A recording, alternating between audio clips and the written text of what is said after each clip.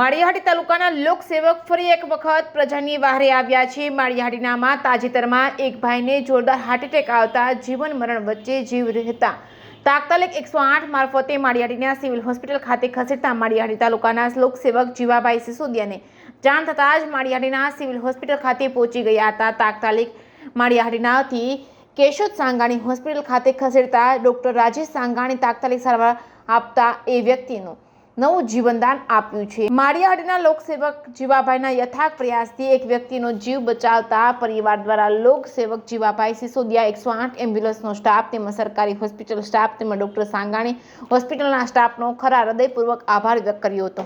જે કેસની ગુજરાતી સાથે પ્રતાપ સિસોદિયા માળિયાહાટીના કામડિયા વિક્રમભાઈ ભુરાભાઈ માળિયાથી કે જેઓને માળિયા સિવિલને લઈને આવ્યા અને ત્યાં ડોક્ટરે કીધું કે આમાં કંઈ મને લાગતું નથી એટલે અમે પણ ગભરાઈ ગયા અને અમને પણ એવું થઈ ગયું કે આમાં કંઈ છે નહીં। એક જાતની ડેડ બોડી ગયો તો ડેડ બોડી ટાઈપ થઈ ગયું હતું।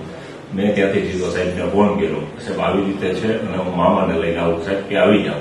એટલે અમે સીધા અહીંયા પહોંચ્યા અને સાહેબ નીચે સ્ટાફ સાથે હાજર હતા।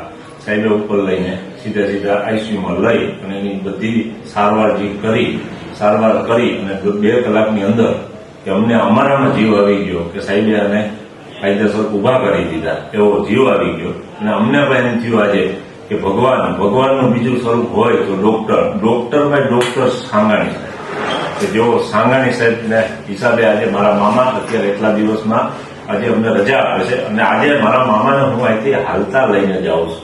બાકી અમને કોઈ આશા હતી નહીં, ભગવાનની એટલી મહેરબાની અને બીજી સાહેબને હું ખૂબ ખૂબ અભિનંદન આપું છું કે સાહેબે આ કેસમાંથી મને પાર કરી દીધો, એ બદલ સાહેબનો ખૂબ ખૂબ આભાર।